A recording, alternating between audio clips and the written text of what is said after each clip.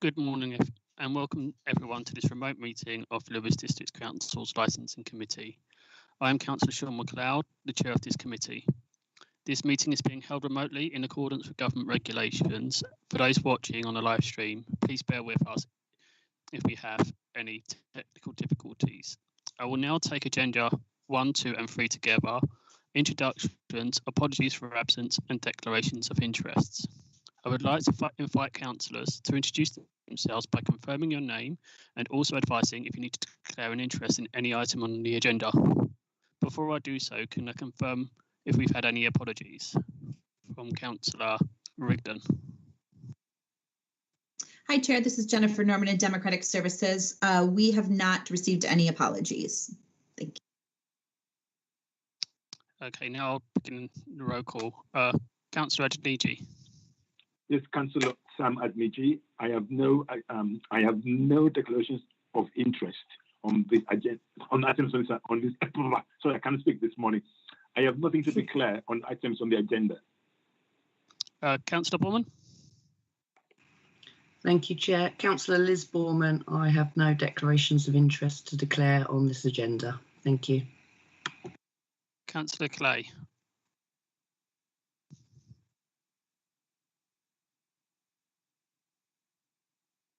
Sorry, Councillor Clay, you're on mute. I think I'm unmuted now. Can you hear me? Yeah. Okay, Councillor Roy Clay, I have no declaration of interest on any items on this agenda. Councillor Denny.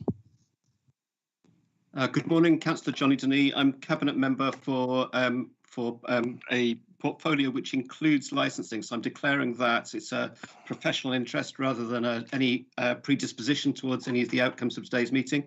That is my first meeting, so hello, everybody. Councillor Cornett. Good morning, Councillor Stephen Gauntlet, and I have no items of interest to declare on this agenda. Thank you, Chair. Councillor Lymington. Good morning, Councillor Lymington. Firstly, can I send apologies for Councillor Rigdon? She did send apologies last night, but I didn't know that she hadn't informed the committee officer. And for myself, I have no interest to declare on the agenda. Thank you. Councillor Lord. Yes, good morning, Councillor Jim Lloyd. I have no interest in any item whatsoever on the agenda. Thank you.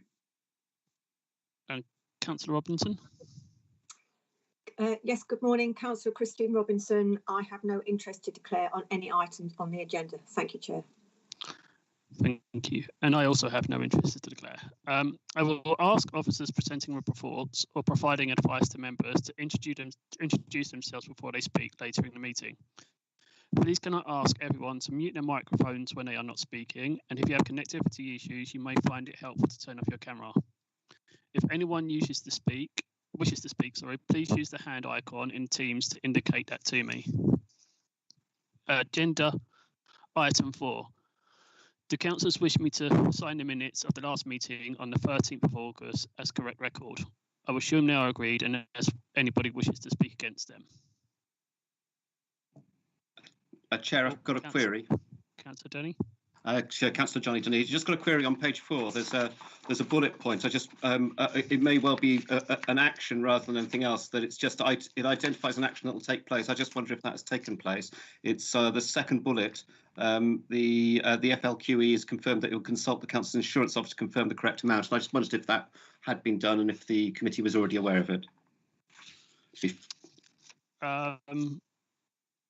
Does Councillor Ed Hill, do you want to come in? Sorry, not Councillor Ed Hill, do you want to come in? Yes, thank you, Councillor. Ed Hill, Functional Lead for Quality Environment. We haven't implemented the street trading new guidance as yet because of obviously the problems we've had with coronavirus this year.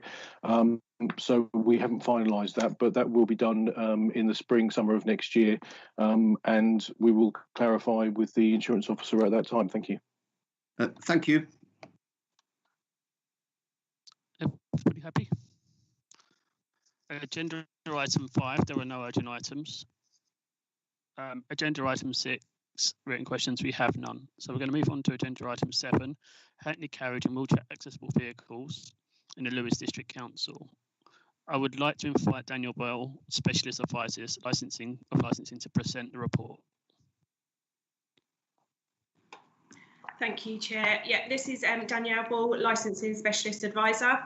As already noted, this is the Hackney Carriage Wheelchair Accessible Vehicle Report.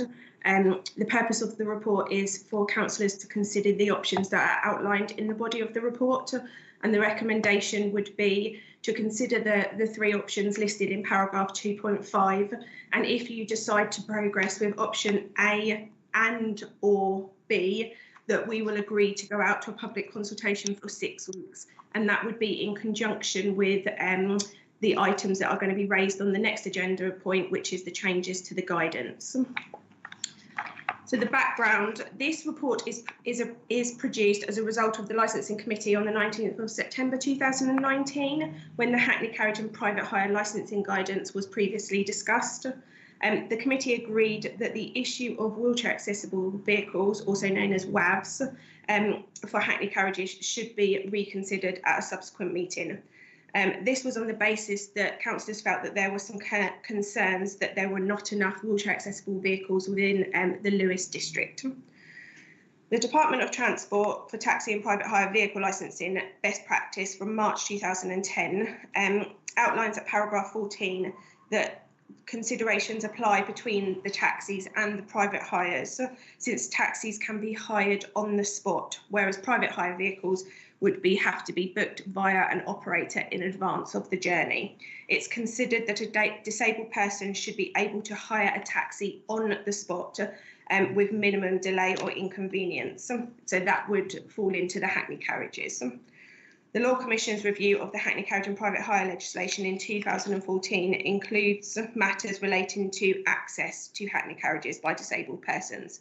It is acknowledged in the Law Commissioner's report that it does not advocate a 100% wheelchair accessible fleet, as that would raise concerns to people other than focusing solely on wheelchair users rather than other disabilities.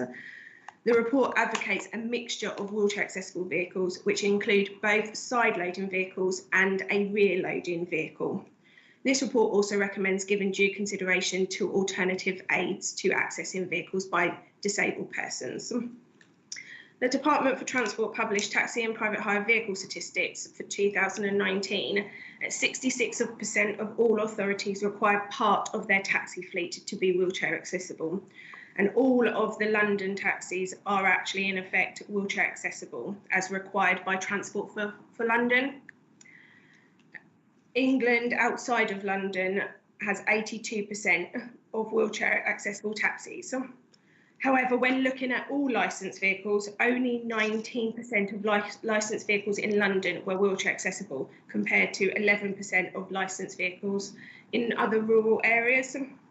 And Section 165 to 167 of the Equality Act 2010 allows the council to create a list of WAVs, which can either be private hire or Hackneys.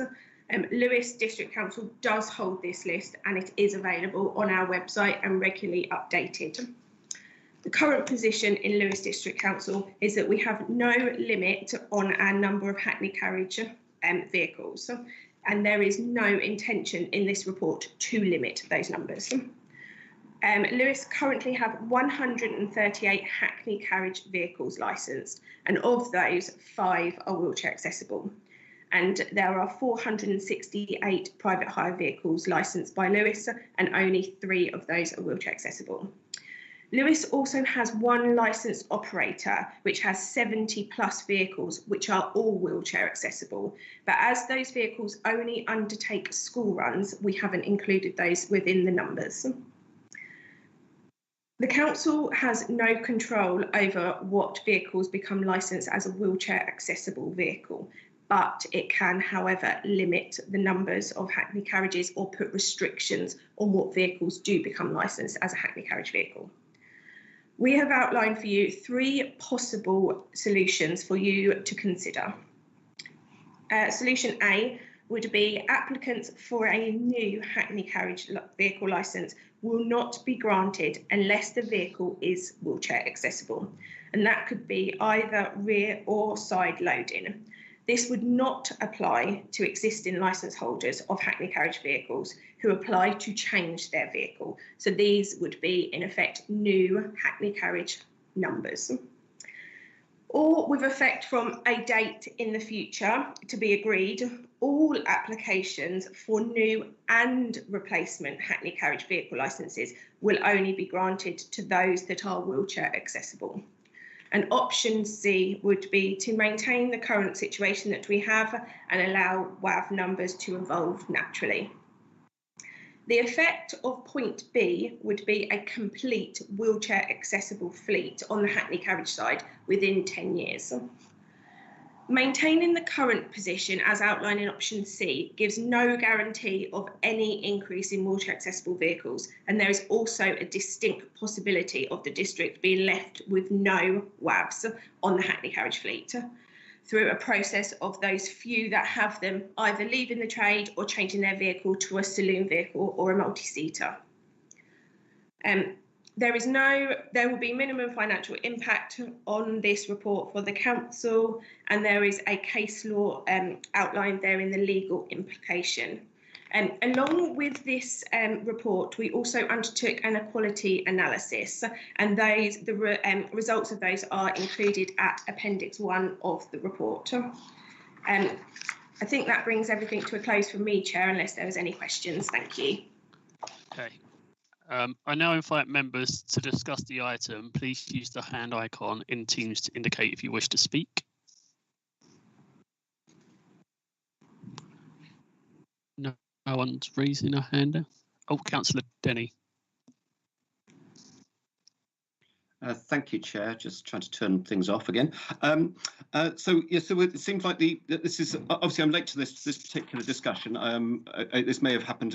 You may have been talking about this for some time, but I was very interested in this, and it seems like the clear objective is to increase the number of WAVs in the district. That's very clear. It seems to be the basic proposal, whether we choose to do that or not by choosing C. I wonder if there are any other means to do that, because these are absolute in terms of B, like they would all be over a fixed period of time, or A is a sort of on replacement basis. It's kind of over time there will be some changes, but existing licence holders wouldn't be affected. And I wonder if it's feasible to consider doing it, because of this industry has been hit really hard economically, and they're all struggling. And I wonder if there's a way of doing it so that it's done via operator. That if a proportion of operators' vehicles had to be WAV, that might be an alternative way of increasing the provision generally, while impacting only the larger firms. The firms that aren't single-handers, and gradually increase it with a target of how many that we could this committee could discuss. I just wonder if that's an alternative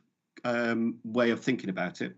Well, that's the first point. The second point is there is no provision in this for deciding which type of wheelchair accessible vehicle is licensed. It could be that all of one type come forward. And we don't get a variety. There's no means in this for just determining the variety of WAVs. And I really welcome the report from Danielle. It's it's really good background, really interesting, and I can see a clear objective that we're trying to achieve here or consider. I just wonder if there might be alternative ways of considering it. Thank you. Daniel, do you want to come back, or Michelle? Michelle, did you want to discuss the legal aspects in relation to putting restrictions on private hires? I think the background to this is that Brighton have a limit on wheelchair accessible vehicles on private hires, larger operators, and I know this is something that we have previously looked into in relation to operators. I don't know if you wanted to give the legal view on that. Michelle Wilkinson, solicitor. I understand that Brighton do have a condition, and their condition in essence says to ensure disabled passengers in wheelchairs receive an equal service, any operator with 100 or more vehicles must ensure at least 20% of their vehicles are wheelchair accessible. I I'm not aware of any other authority who has such a condition. I understand that Brighton had some challenges and some quite extensive debate on that. It's certainly not a standard condition. And regardless of what Brighton do, this report is primarily about Hackney vehicles. It isn't about private hire. Now, the law allows under section 55(3) of the 1976 Act that we can impose a condition if it's reasonably necessary. And because this report is focused on Hackneys, at this point, I don't know that you could say it's reasonably necessary to have that condition, because there's no facts. There's no evidence that this is a reasonably necessary condition to impose on operator's licence. There's been no research done. I'm not aware of how many people trying to book a private hire vehicle have had a problem getting it. So if it's reasonably necessary, you can impose such a condition, but I know of no data that suggests that it is reasonably necessary and that private hire people in wheelchairs trying to hire a private hire vehicle are finding that difficult. And I think the problem is the report is about Hackneys, it's not about private hire, and that data is therefore not available to the members at this point. Is that answering your question, Councillor Denny? Councillor Denny, yeah. So I think that's right. I think so. So I wasn't talking about. I was only talking about Hackneys. I wasn't talking about private hire at all. So I'm not sure to what extent operators operate, as opposed to. I just don't know how many are covered by operators, other than the actual the taxi drivers themselves. So I wasn't trying to address anything to do with private hire.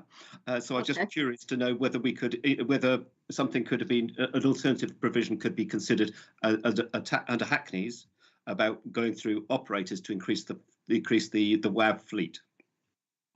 Could I jump in there? Sorry, Danielle Ball, Specialist Advisor. Hackney carriages do not have to work for a licensed private hire. An operator is a private hire operator. Hackney carriages can work as independent sole traders off of the taxi rank. Private hire vehicles have to work through an operator, and their operator's licence covers private hire numbers. So when you're talking about private hire operators, it would be impacting on private hires rather than Hackneys who work as independent generally. We do have some Hackney carriage proprietors who work under an operator's umbrella as well, but that is in the minority rather than the majority of Hackney carriage vehicles. Thank you. No worries. Councillor Borman. Thank you, Chair. Councillor Borman.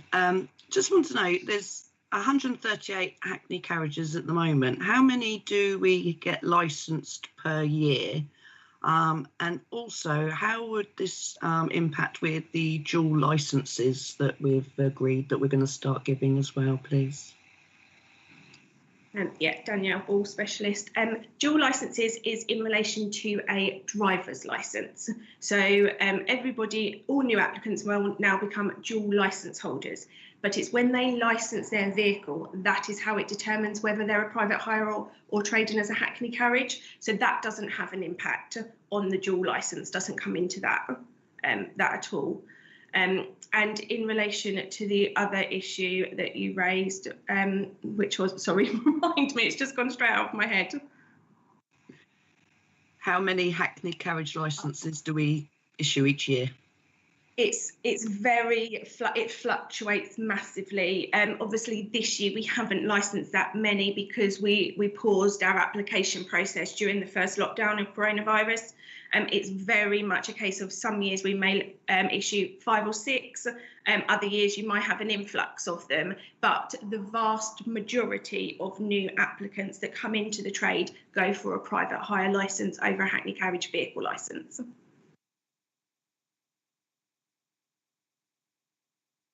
Did that answer your question, Councillor Borman? Yes, it did. Thank you. Okay, Councillor Gauntlet, then I think Councillor Lillington. Thank you, Chair. Councillor Stephen Gauntlet. Just a question about the process involved in the recommendation. It talks about a consultation. Can I just understand where that consultation would go? Is it internal to the Hackney carriage trade, or is it broader? And in which case, how does the process work, please? Thank you. Yeah, Danielle Ball, specialist. So it would be a public consultation, and the consultations that we have done previously, which I'm sure we would base this on, it's a 6 weeks consultation. There's an online survey potentially, and also it would go into a local publication. So it hits both the trade, but it does involve the public if they wish to comment as well. Thank you, Chair. That's excellent. Thank you very much.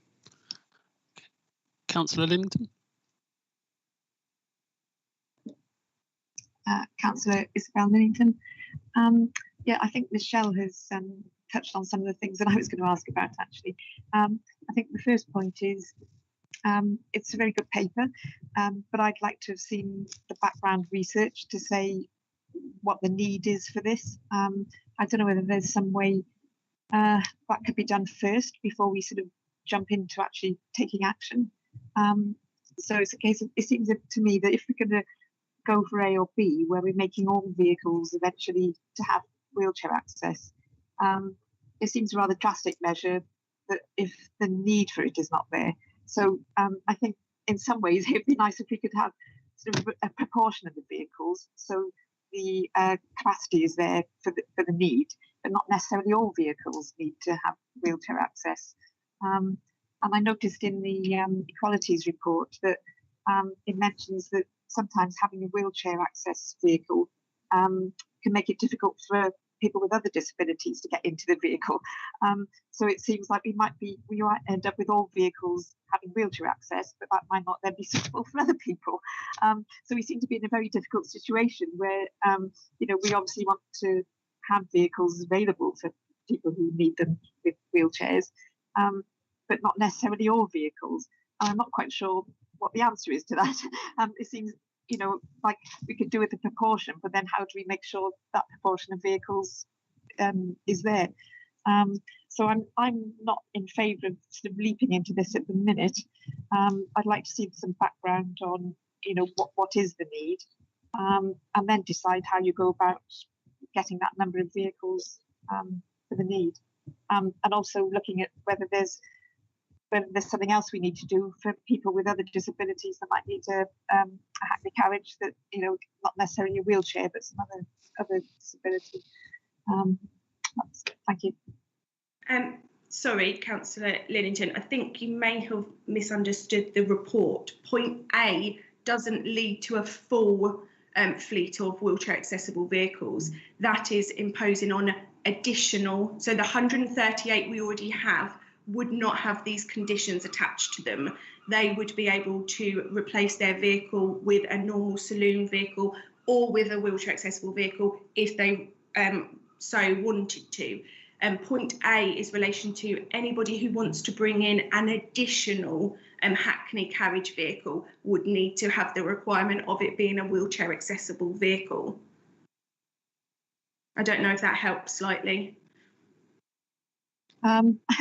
Sort of, but I thought A would mean that if at some point they then change their vehicle, they would have to get a wheelchair one. So are you saying I've misunderstood that? Yes. Okay. Point B says all new vehicles or replacement vehicles would be required to be a wheelchair accessible vehicle, whereas point A, it would in effect be if you came into the Hackney carriage trade and wanted to purchase a vehicle, you would have to purchase a wheelchair accessible vehicle. Whereas if I was already in the trade and already had a wheelchair accessible vehicle and I wanted to change my vehicle, I wouldn't have to put a wheelchair accessible vehicle on unless I wanted to. Right, okay. But it would be over a longer time frame then, because at some point people may retire from the trade, so anybody new coming in, so eventually it would, but it would be over a longer time frame. That would, yeah, over a larger spell of time, yes. Okay, thanks. I've got one question, Danielle, and that's basically, would we need to have to look at adapting our ranks? Because predominantly wheelchair accessible vehicles are rear loading, and and our ranks aren't that big already. And that's just one of my concerns. If we get a number of wheelchair accessible vehicles coming in, whether there is rank space to allow access to them. Yeah, no, that is a very, very good point. Wheelchair accessible vehicles are larger in size. Unfortunately, rank is kind of outside of our area. The designation of ranks falls under East Sussex County Council. So obviously we could go to them and suggest that it may be an issue, but we as the local authority couldn't increase those ranks on our own terms. Okay, thank you, Daniel. And Councillor Denny? So I've got a question, please, Chair. Oh, sorry, Councillor Adeniji.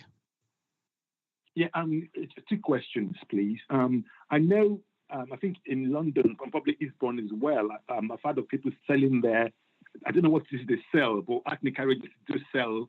I don't know if it's a vehicle or their license on, so that they can keep the grandfather rights.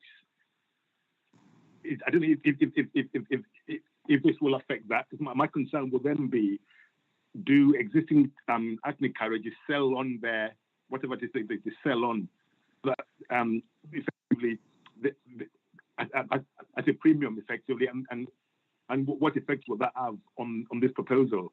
And my second question was following on from Councillor Lillington's point. I've gone through the Equality and Fairness report, and I still don't understand what effect it will have on people with other disabilities. So if you have a wheelchair accessible vehicle, what are the effects on people with other disabilities?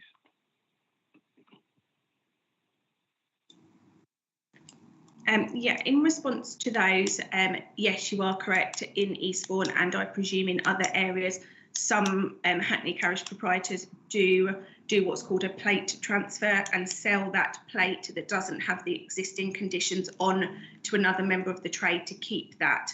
The financial implications of that I couldn't comment on. I don't know if there are financial implications, how much those financial implications are, but yes, that does happen.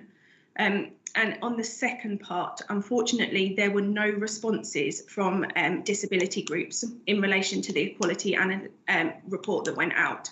It was shared with certain groups, and we didn't have any responses from any parties. So unfortunately, I couldn't answer the question on implications on other disabilities.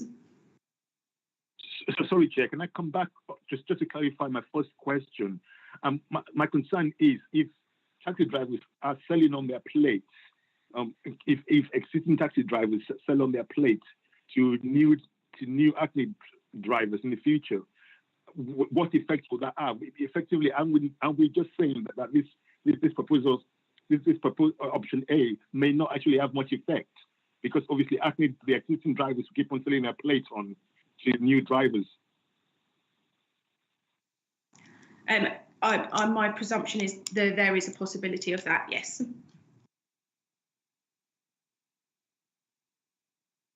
Is that answered your question, Sam? Yes, thank you. Sorry. Yes, thank you. Yeah. Councillor Davies, do you want to come back in, or? Okay. I've really not got a steer on where people want to go on this. I've got to be honest. I mean, is there an option for deferring it and having a look at numbers like Councillor Lillington suggested, and just seeing what the need is at the moment?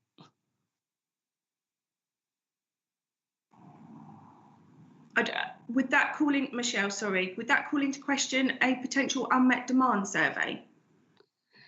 I don't think Michelle Wilkinson, solicitor, I don't think we're talking about limiting the number of Hackney carriages. So I don't think we're talking about that.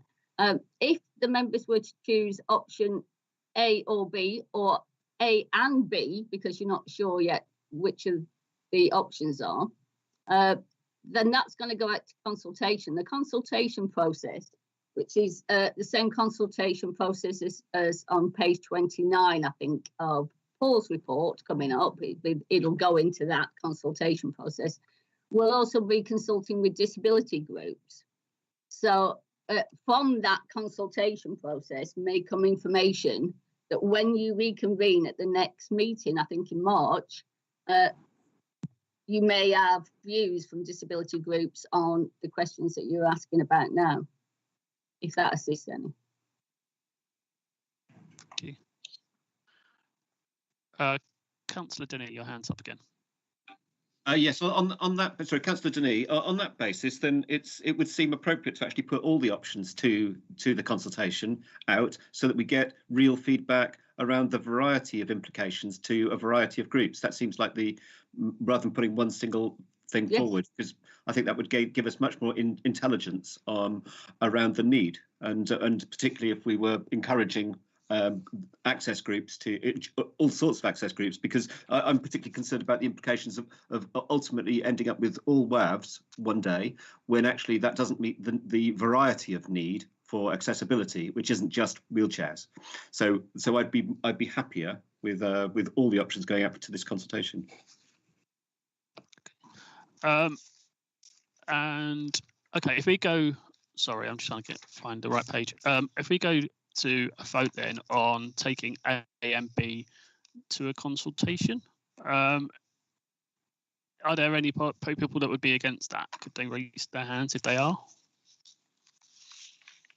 No. So, okay. Chair, as Johnny Denis, should it not also include option C, just in case that, actually let's really clarify the need by leaving that one in and getting a real sense of so A, B, and C, Chair. Yeah, cool.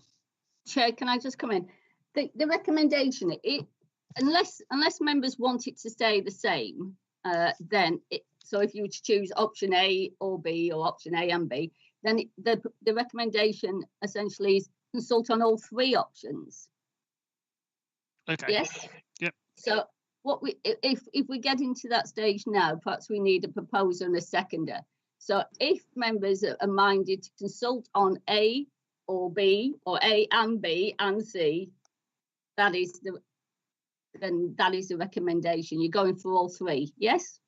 I'll put it out there and ask the question and consult on it. Yes. Yes. Propose a seconder. Have we got a proposer for that, please? Councillor Denny. I'm happy to propose that we put out all three for consultation. And Councillor Gauntlet? Yeah, I'm happy to second that, Councillor Gauntlet. Thank you. Oh, and do we have anybody who dissents against that? Councillor Borman and Councillor Clay. Are you for that or against that? Sorry. Sorry, my hand was slow to second. Oh, okay. Yeah. Actually, I'm against it. Okay. Okay, but I think the majority are for it. Councillor Clay. Okay. No worries. Do you want that noted, Councillor Clay? Sorry? Do you want that noted? Yes, please. I don't see any need for any consultation. I think we should just go with option B because we're going to get a consultation process anyway, whatever option we go for. Okay, well, we're going to go with a consultation on A, B, and C. Now we're moving on to agenda item. Oh, where have I gone? I've lost it. 8. Sorry. Amendments to the Hackney College and private higher Chair. guidance. Sorry, it's gone on to about 2 or 3 different pages. Yeah. Chair. Sorry. Yes, I'm sorry. It's Jennifer Norman in Democratic Services. Can we, before we move on, can we go to the vote on that proposal, please, for transparency and purpose of the minutes? Could okay. Well, it said in the notes that if the majority were against, to carry on. Okay, to carry on. Yeah. On this particular occasion, because the recommendation is slightly different, can we just? Okay. Yeah. Sure. Sorry. No, that's okay. Thanks. Okay, Councillor Adeniji, are you okay? What we're voting on is for going to consultation on A, B, and C. For yes, Chair. Daniel's. Yeah, yes, Chair. I'm okay. So I didn't speak because I saw that meant that so my silence meant consent. Okay. And Councillor Borman. I'm for. Sorry. And Councillor Clay. Against. Councillor Denny. For. Councillor Gauntlet. For, please, Councillor Gauntlet. Councillor Liddington. For. Councillor Lord. For. And Councillor Robinson. For, please, Chair. Okay.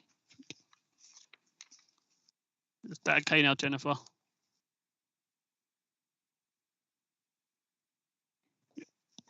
Hiya, yes, Chair, thank you. Sorry, dog barking.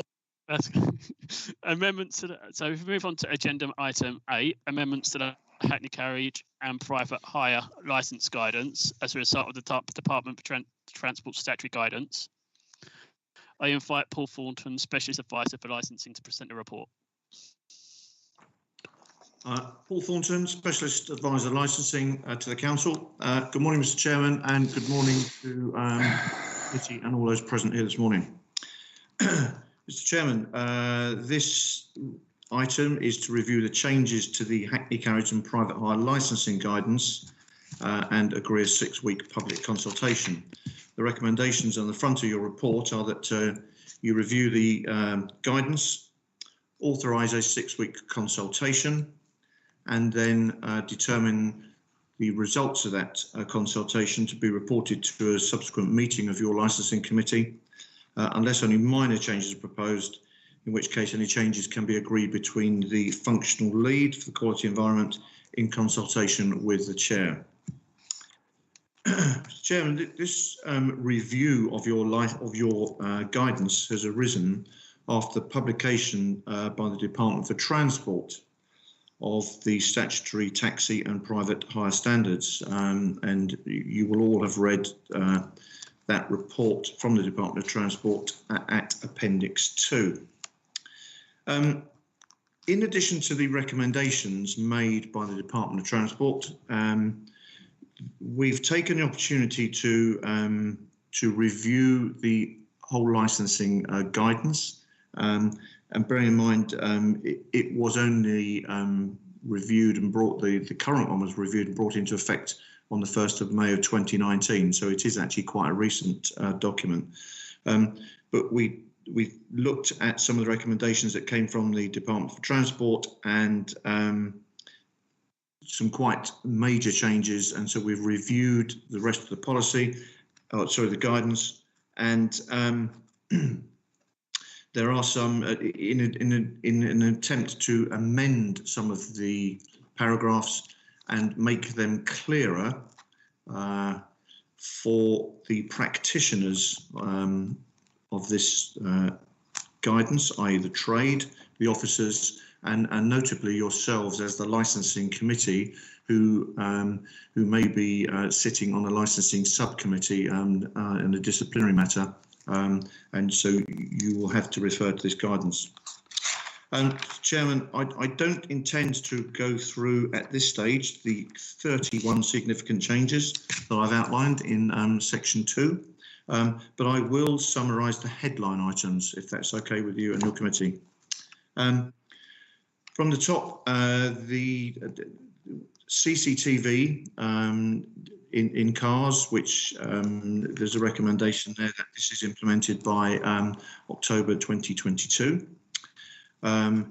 The fit and proper test, this, although referred to in legislation, has never actually been legally defined. But the Department of Transport have put a what they consider to be fit and proper test, so that is introduced into your guidance.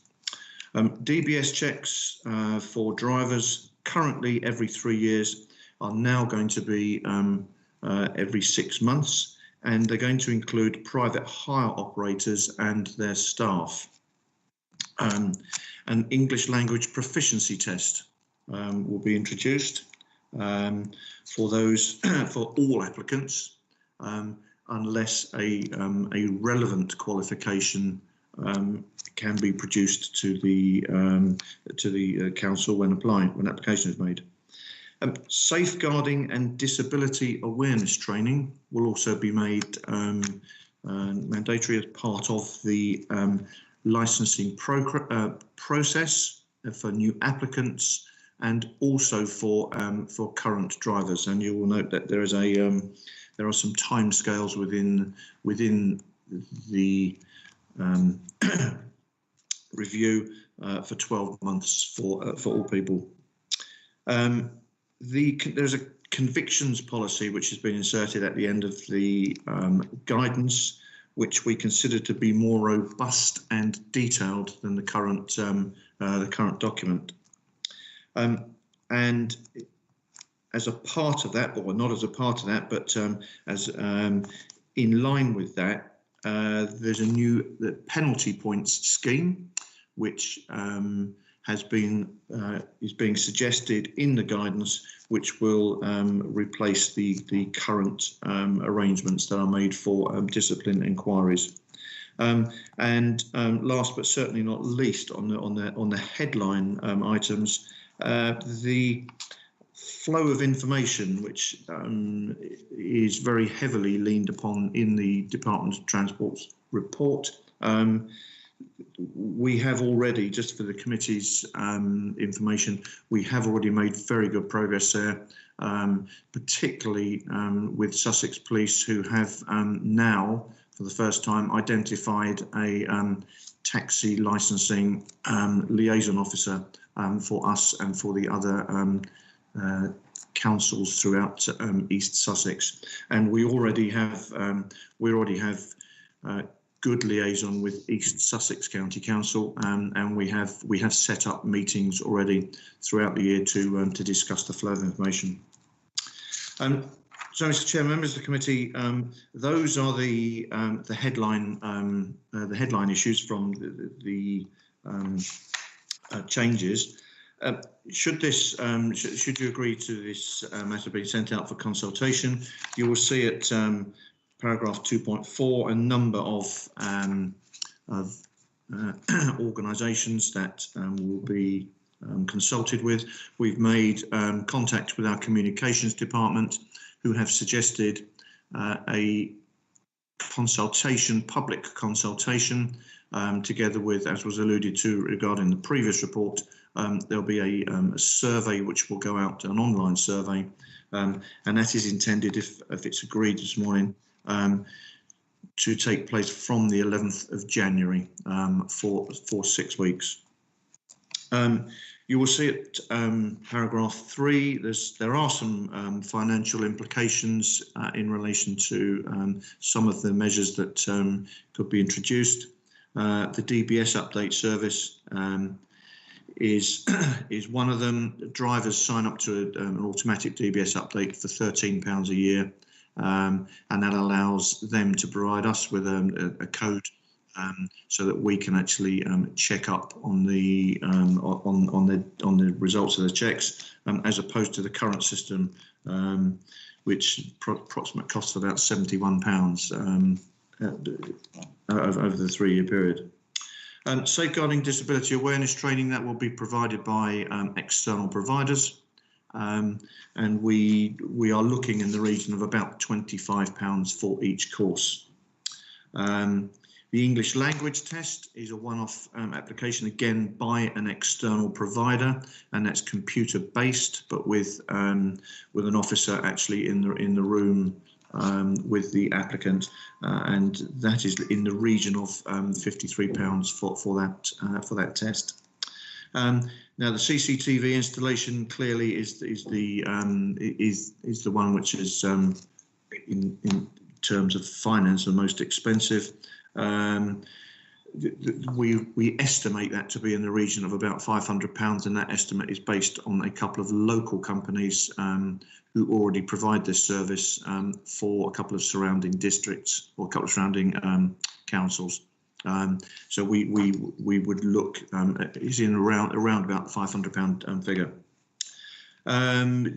This report has been considered by the legal section, and their report is included at paragraph 4. Paragraph 5, you will see the risk management implications. There's absolutely there's actually no compulsion for us to have a guidance, but it is a good practice, good governance, and for yourselves and for your committee, it provides guidance for you in determining matters, and also will be used as a basis in should there ever be a need to, if this was queried in a court on appeal or something like of that nature. The quality analysis has been undertaken, and overall it's felt that there's a positive impact for disabled people, and as is the intention from the original report from the DFT, for those who are vulnerable because of their age or mental or physical condition. Mr. Chairman, that's my report. Thank you, Paul. The way I think I'm going to do this is start with A and work down, and then if anyone's got any questions to a specific point on from 2.1 downwards, then we can go to Paul on from there. Is that okay with everybody? So if I start with A, changes in licensing. Any changes in licensing requirements for drivers will be followed by a review of the licenses already issued. Everyone okay with adopting that? Relicensing of vehicles, age restrictions, conditions review reworded to clarify circumstances under which application may be made for vehicles over an age limit. Yep, everyone okay with that? C, vehicle door signs, clarifying that door signs produced by councils must be permanently fixed to the doors rather than using magnetised strips. Councillor Denny. Councillor Johnny Denny. I'm particularly pleased to see this in here. It seems like an excellent way forward to provide additional security and safety for people, or feeling of safety. So thank you. Anybody else? Everyone okay with adopting that? Yep. Insurance write-offs. D. The authority will not license any vehicles which have previously been recorded as a write-off. Yeah, I assume everyone's happy with that. Intended to work area. E. Hackney carriage drivers will be asked what area they intend to work in permanently. If answer is outside of this district, they will not be granted a licence. Those found to be flouting this may render themselves liable for disciplinary action. The change to this condition clarifies that those who transgress may be liable to disciplinary sanctions. Yep. Okay. F. In-vehicle recording CCD fee. Councillor Denny.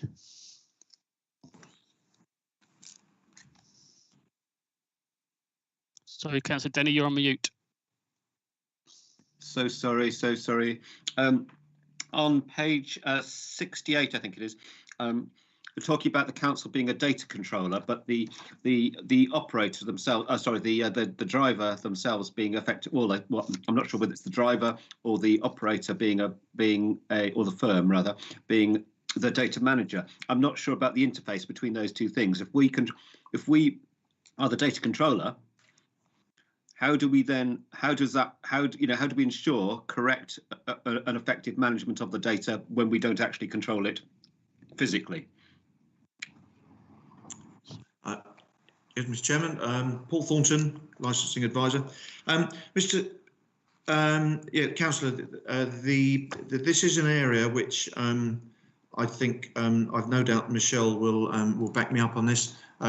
Is causing a lot of discussion amongst licensing authorities, and notably with the Information Commissioner's Office. There is a very, very strong steer, and I think we are, and I stand to be corrected by Michelle, but we have come to the conclusion that the council, if we are mandating this in our conditions, then we will have to be the data controller. What we are doing behind the scenes, and we're not at that stage at the moment, but what we are doing is writing and considering policy at this stage, which will involve procedures. For example, if I'm the driver of a vehicle and I am, say, the subject of a complaint, for example, there will be procedures written so that officers such as Danielle would be able to come to me as a driver to retrieve that data, because clearly, evidentially, that it will have an impact.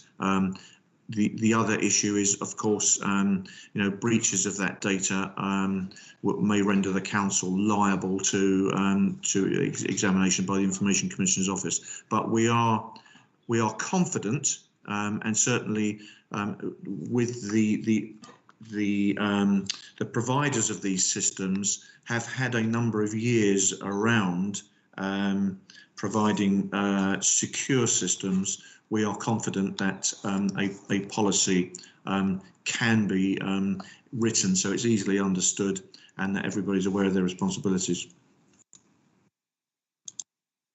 Can I come back, Chair? Yeah. That's great, and I think it's in the detail, isn't it? That a lot of that, but there is this one question: is that as it currently stands, it's talking about the data is owned and managed by the drive, well, the trade, and why don't we own the data? Why don't we put in the guidance that we own that data? So actually, we have rights over it. We don't have to, we don't. If somebody digs their heels in over something, we have legal protections that we have access to that data beyond what's in our conditions. I wonder why we don't clarify that we own the data. Well, my understanding of that is that as the data controller, we are able to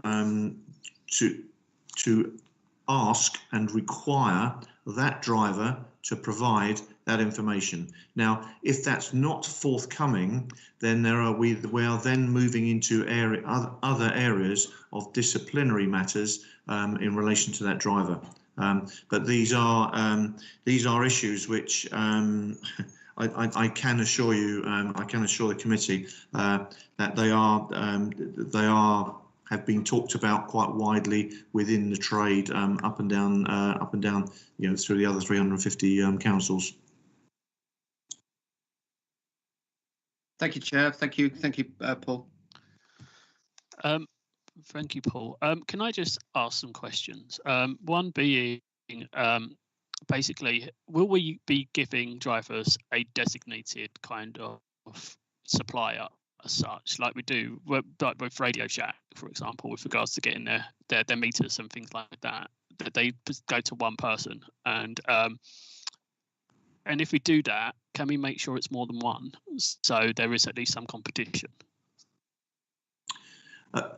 Yes, indeed, Chair. The intention will be to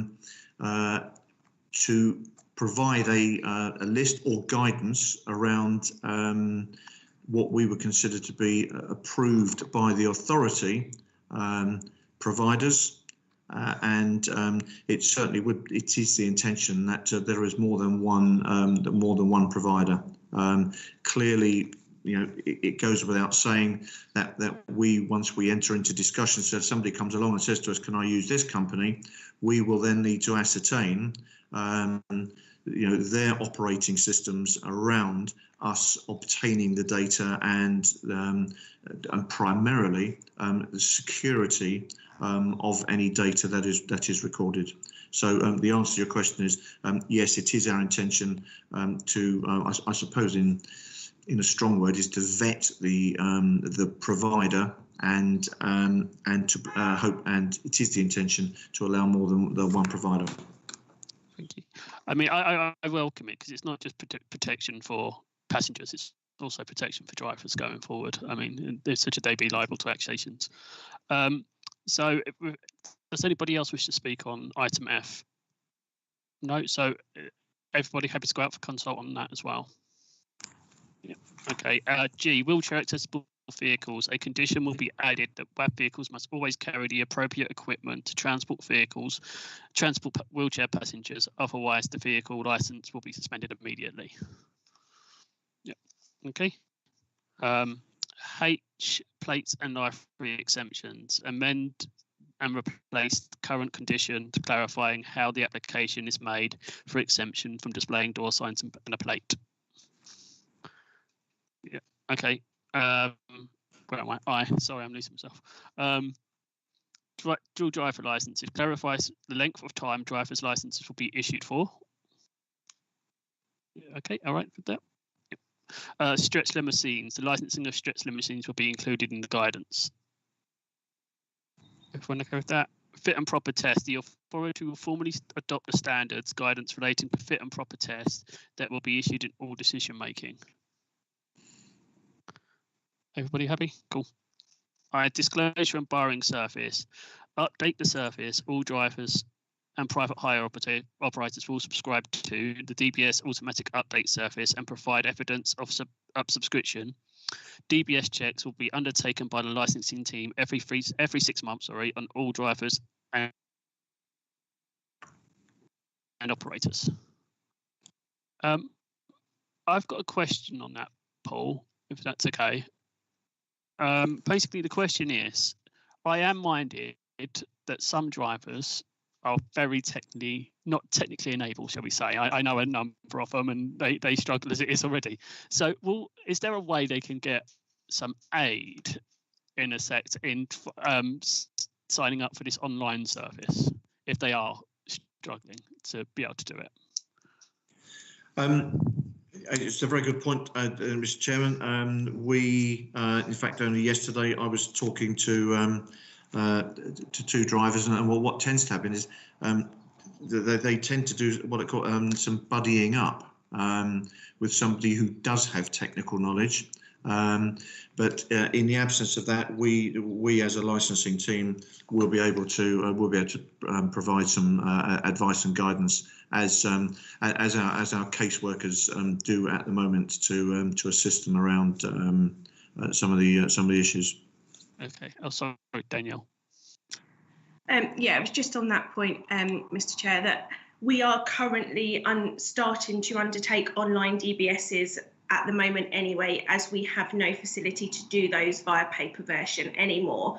So that is already starting, and as Paul quite clearly pointed out, our caseworkers are very good with speaking to the drivers that are finding them slightly difficult. Unfortunately, online, especially for this service, is the only option that we do have. So it is about providing them with that assistance to get it done. Thank you, Danielle. Is everybody else happy? Any questions? No. Overseas applications. The council will seek criminal records information from overseas when applicant has previously lived outside the UK for any period of more than 3 continuous months since the age of 18. Everyone happy? DVLA driver license checks clarifies drivers belonging to the DVLA free online shared service that enables councils to check their license electronically. Yep. Okay. Introduction of English language proficiency test for all new applicants. This is a computer-based test of understanding of all English language, supervised by an authorised officer. All applicants, regardless of nationality, will sit the test. Exceptions are those who have relevant qualifications in English. Paul, could I just check, is if we get a complaint regarding a driver and regarding their English language, is there the option to ask that person then undertakes the English language proficiency test? I'll say, yeah, Paul Thornton. Right. If the matter comes before your committee, and I've been privy to matters before licensing committees before, where drivers have actually brought someone along to assist them with the language skills. It will be within your power to actually, if a situation does arise like that, to ask for them to undertake a language proficiency test. That can be I must confess, Mr. Chairman, this is a pretty poor admission. I'm not sure if that actually is in the is in the. Yes, it is. Sorry, page 18 of the current drivers appearing before the licensing subcommittee may be required to take the aforementioned test should they consider that drivers spoken English is inadequate. I think if the difficult area around this is if, and I fully understand your question, is if somebody said, well, I'm not sure the driver understood me. That would depend on what your committee, what the committee decides, whether they want to, for example, have complaints like that brought to their attention, and for them to determine that rather than leave it at officer level.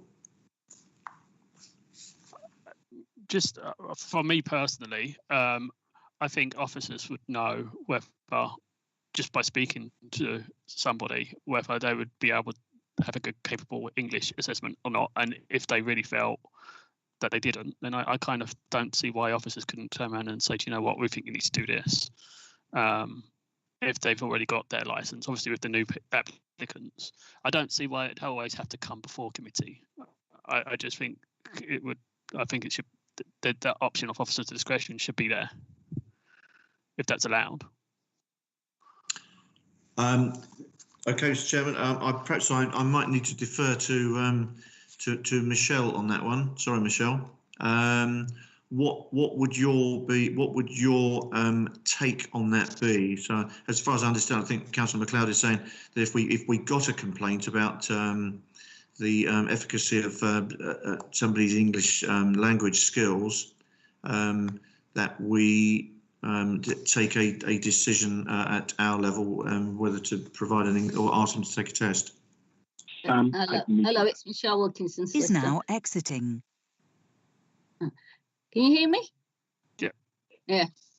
Computer's playing up. My decision. Well, I don't think we should have a hard and fast rule. We treat each case on its merits. There may be other circumstances that may be relevant to the complaint about other matters. So I don't think it may not be in isolation.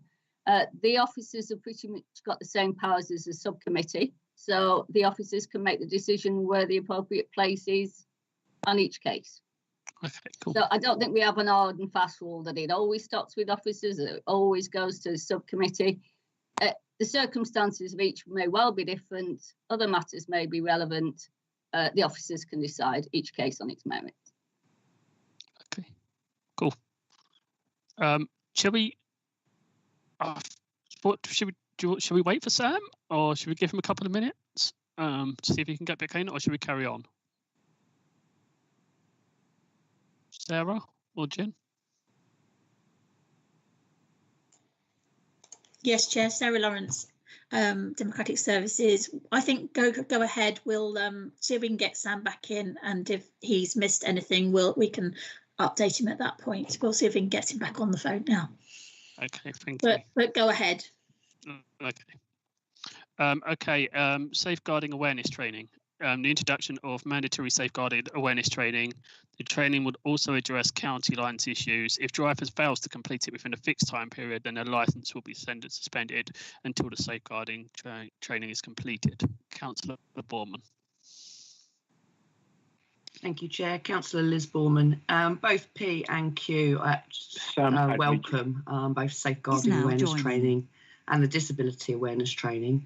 But I did wonder whether there's a possibility of adding mental health first aid to their training. I know a lot of bus drivers now are receiving this training to identify people with mental health issues that actually might be at the edge and then can be pinpointed, or authorities sort of directed to the person in order to support them. So just wonder whether that's something that could be added to this consultation as well. If we go to Danielle and then we'll go on to Councillor Clay. Danielle Ball, Specialist Advisor. We have, myself and Ed Hill actually had a meeting around the mental health especially around suicide awareness. So that is something that is on the radar in engaging with taxi drivers around that issue. I'm not sure if it's something that can fall in the same category as this, but just to make you aware, it definitely is something that is on the radar with that issue. I understand Councillor Adeniji is now back. Councillor Adeniji, we've just moved on to the safeguarding awareness training, just to make you aware. Thanks, Chair. Councillor Bourne, was you happy with the response? Yes, thank you, Chair. Councillor Clay. Yeah, Councillor Clay, thank you, Chair. Including safeguarding training, would that include awareness of people with Asperger's and autism? Because it's not always easily identifiable to the layman. So I think it's something that should be included. Chair, as Paul Thornton. The actual content of this is it's around identifying in the main on the safeguarding training, identifying in the main issues that perhaps the drivers may not be aware of, such as grooming, certainly, and you will see in the report, county lines, drug exploitation, etc. So the actual the training will signpost, or is intended to get drivers to be aware of these issues and to signpost. I would suggest that on the disability awareness training, in answer to your question, Councillor Clay, that type of those issues would be addressed there. But certainly in my view, both of them having done both sets of training, both sets of training actually dovetail into each other, and they do cover a very, very wide range of issues. But it is all about the whole ethos of this is it's about drivers, it's giving drivers an awareness of what is actually happening. And certainly at a previous authority where we did this, there was, to be fair, there was a lot of resistance to it. Why do we need to do that? But to a person, when they all came out of this training, they were actually shocked that they weren't aware of certain things, and more importantly, weren't aware of where they could actually go to do something about it, which is the whole thing on this. Councillor Robinson. Yeah, thank you, Chair. I was just wondering if members of the committee could maybe be included in some of this safeguarding training so that we are aware of what is included and what isn't included. I think it just be very, very helpful. Thank you, Chair. Yeah, Mr. Chairman, if you wish me to answer that, that would be absolutely no problem at all. It's a question of just nominating delegates for the or attendees for the actual training. So we can do that once we get up and running with this and get dates, etc. I'll probably forward the details on to member services and if see if people want to come along like that. Okay, I've got two questions. One being, what will happen with regards to our county drivers, but that carry out jobs for the county council? Because my understanding is they've already undertaken these tests to be able to get their contracts with county. So I wonder whether there's a way we can speak to with either the drivers, whether they're provided a certificate from the test they've done with county that they can provide to us, or ask the county council to provide evidence that these drivers have done it. Because I feel a bit off if we're charging essentially drivers twice, or for their county contracts and then through us. And also, I wonder if there's an option, I'm just minded by the financial implications for the trade this year, whether within our gift, whether we, well, firstly, sorry, two questions. One is, how regularly are these tests? Are they yearly, 3 yearly, once? And then they have to, and if we get a complaint, then they come back. Because obviously safeguarding and equalities training updates fairly regularly, and it often changes. So I wonder how regularly they are, and whether there is the option, given the financial implications on drivers at the moment, whether the first time could potentially be free. Right, so I take those in order, Mr. Chair. So it's Paul Thornton here again.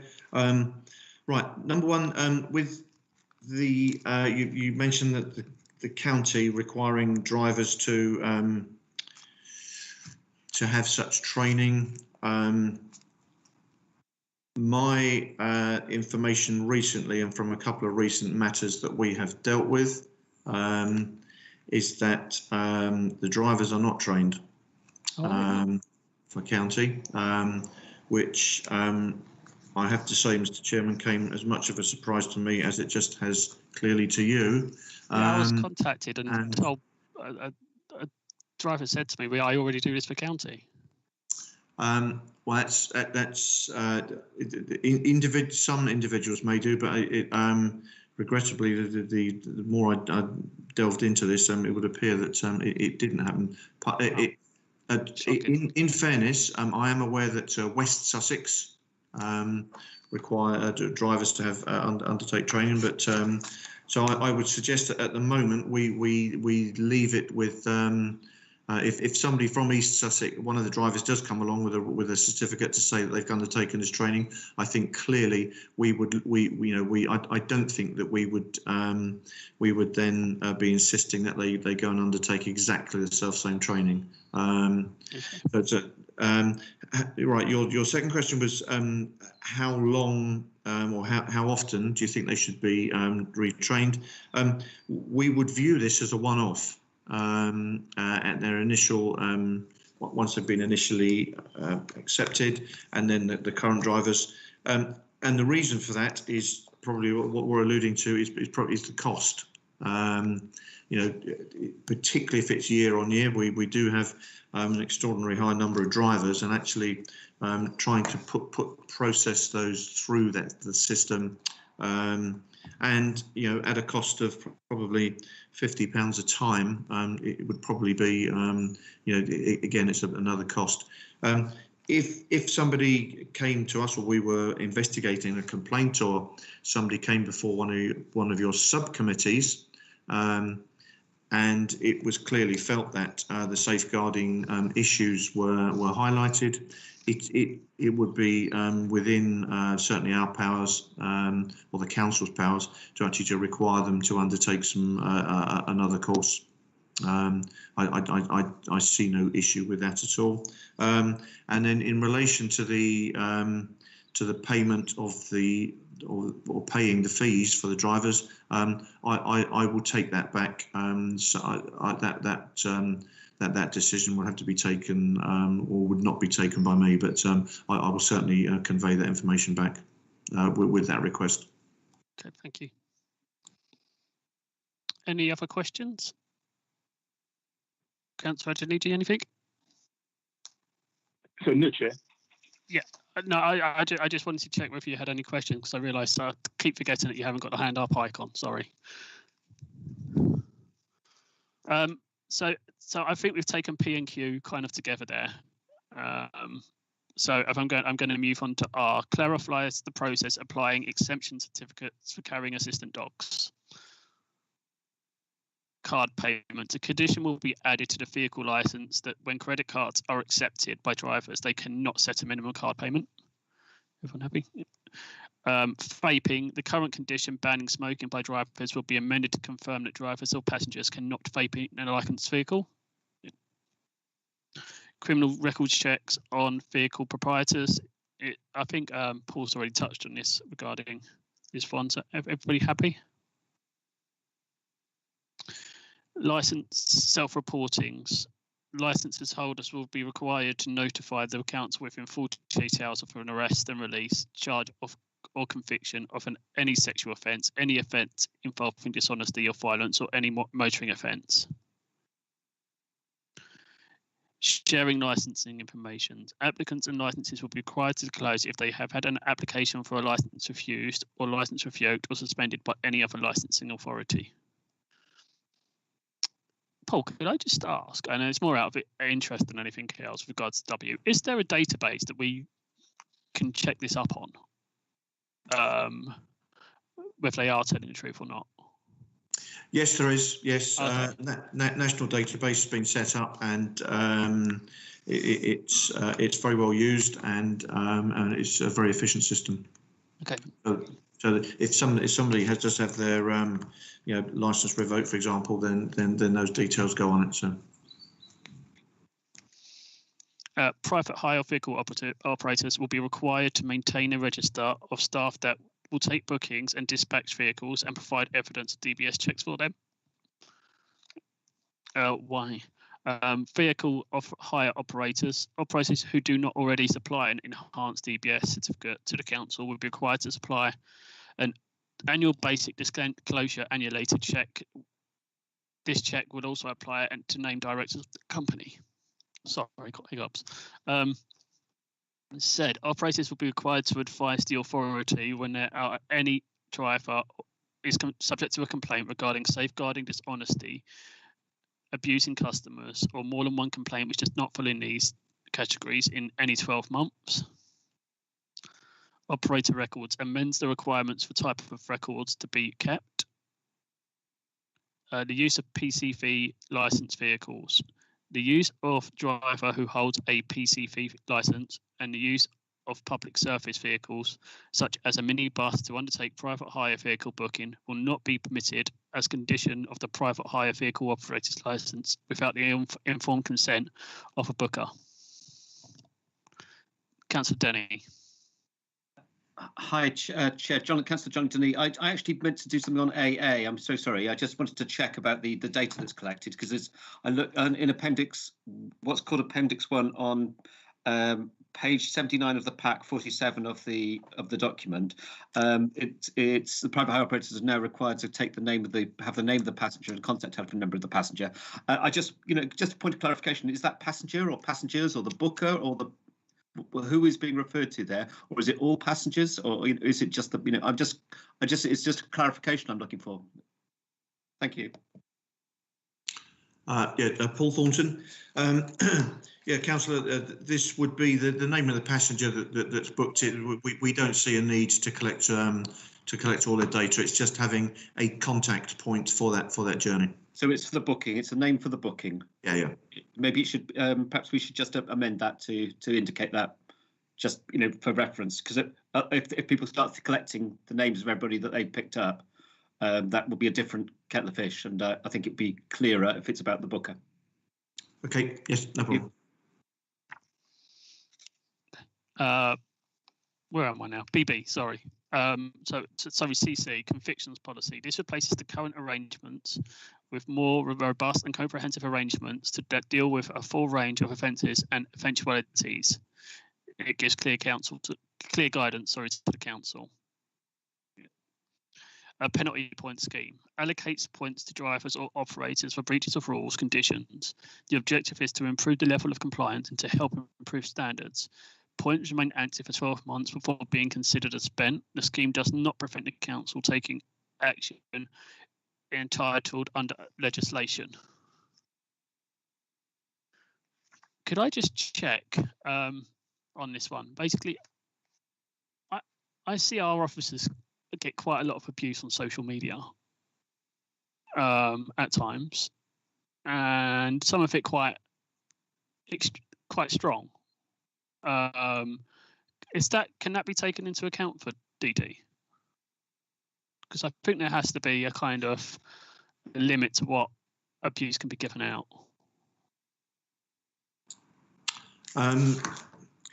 That's I have to say, Mr. Chairman, that's the first time that I've heard anybody suggest that, and it's I can see Danielle with a big smile on her face. It's a very welcome suggestion, if I may say so. I'm sure that we can work a a phrase into that penalty point scheme, and perhaps this scheme has been going for a number of years in a number of other authorities, and perhaps it's a sign of the times that that sort of thing is felt needed to be in the penalty point scheme. But if you would like that to be placed in there, we could definitely work that in. Would other members be happy with that? Yeah. Could we add that in, please? Yes, certainly, Mr. Chairman. Yes, thank you for that suggestion. Thank you. And EE, common law police disclosure referrals to the DBS. The council will maintain close links with police to ensure effective and efficient information sharing procedures. Any decision to refuse or revoke a licence as an individual is thought present at risk of harm to a child or vulnerable adult will be referred to the police or DBS. Sorry. Yeah. Okay. So I think we've taken every single piece of guidance and just amended DD to include the social media.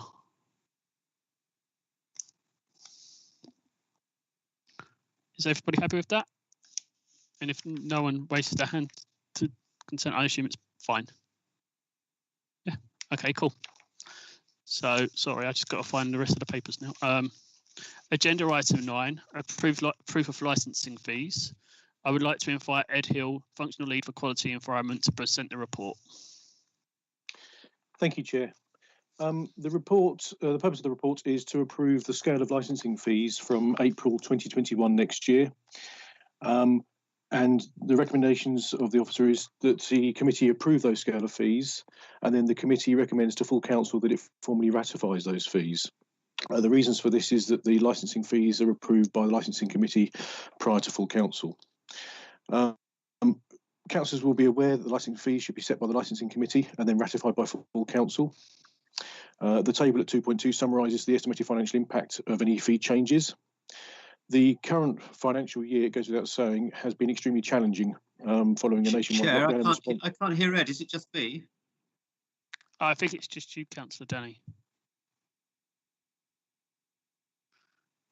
Can you hear me now, Councillor Denny? No? Can everyone else hear me okay? Okay. I can hear you. I've turned my video off in case it was me. Thank you. As we are all aware, the last 9 months have been extremely challenging since we had a lockdown on 23rd of March. And not only has this impacted many businesses, but it's had an impact on the service that we were able to offer as a council, having to cease face-to-face contact in our reception areas. We've had also experienced issues with the Hackney carriage trade, private hire trade, getting access to garages for MOTs and vehicle suitability tests. And as the committee will know, the MOTs was given the extension by the DVLA. At point 2.2, there's a table which shows the estimated financial impact of changes in usage levels throughout the year, but also reflects some of the changes in fees that are being proposed as part of this report. The committee are reminded that the taxi licensing service operates on a self-financing year-by-year basis. Street trading and scrap metal also operate on this basis as well, and effectively that means that the council has the discretion to set the fees for these services based upon cost recovery, with appropriate adjustments being made for any over or underspend. In the event that one of these best estimates proves to be too wide, then the fees can be recalculated the following year, and these changes to comply with legal requirements will be brought back to the licensing committee. Since 2018, the income received for taxi and private hire licensing has risen due to the increased number of vehicles and drivers, and has generated a year-on-year surplus, which at the year end of this year, last financial year, had accumulated to 298,000. It's necessary for us now to take steps for this amount to be reduced. Already from April, in response to the pandemic and in recognition of the difficulties experienced by the whole trade, the vehicle licence fee was reduced by 50% and lasted for a whole year because the vehicle licences are yearly. They're given on an annual basis. We are now proposing a number of further measures now being taken to address this surplus, which includes the following. We will be recruiting an additional specialist advisor for taxi and private hire enforcement, additional training for existing staff, increase in vehicle inspections, an improvement to the IT system for licensing, and a reduction of fees for renewals, including the initial knowledge test fee being incorporated into the application cost. It's anticipated that with reduced income from fees and increased cost of running the service, the surplus will be significantly reduced. The effectiveness of these measures should be brought back to committee in future fees and charges reports. You'll note that there has been a recent court case of appeal whereby there's a requirement now for the authority to split out fees obtained for vehicles, drivers and operators. And from discussion with the finance team, we've put together a proposal of splitting that surplus up by proportions into 3 separate budgets. Since 2018-19, there has been a gradual decline in the number of premises licences, which at its peak in 2018 have receipts of 89,000. These have reduced in line with up and down the country. Unfortunately, we have seen a number of licensed premises reduce throughout the country, which now means that the reduction is showing as being 74,000 in this year, 2020, and it's anticipated this will reduce further to 68,000 in terms of income. And unfortunately, this is a reflection of the times that there are less licensed premises. Members will see from Appendix 1 the proposed fees for 2021-22. I will highlight on those fees for you in terms of that appendix. There is a formatting error, councillors, in that where it says the increase in pence, where there's actually a decrease, although this is reflected with a minus figure in the increase percentage, there isn't a minus figure next to the increase in pence. So I'd be mindful if you would just note that if you're unsure, there is a minus next door to the percentage decrease. You'll see that there are minor changes in terms of street trading. The most significant changes are in terms of taxi licensing, where it is proposed that the renewal licence for drivers is reduced by 33%, and is 33.4%. With regards to that, we're also removing the private hire operators licences in terms of an option to have a year and making them 5 yearly. But again, we are reducing those by 10% to make sure that the surplus we have accumulated is given back to those individuals that have paid into it. There are some new fees set out in terms of environmental health licensing at point 80, where we have split out the acupuncture, tattooing, ear piercing, electrolysis registration schemes that we offer. Rather than having one fee for all, we've now split those out so that we have a premises a person and a premises and person registration fee. There are no other significant changes in terms of the fees. You'll also see that in Appendix 2 there is a breakdown of receipts of income, and you can see that since 2013-14, how the expenditure of the council in terms of taxis and the income from taxis and how that has increased over the last few years as a result of the increase of drivers and vehicles that we've had. Our finance team have provided a response in terms of the financial appraisal of the effect of these fees. And our legal officer has provided a response in terms of the legal implications of setting these fees. Risk management, the council does not have, if council doesn't have an effective fee setting process, then that will be open to scrutiny.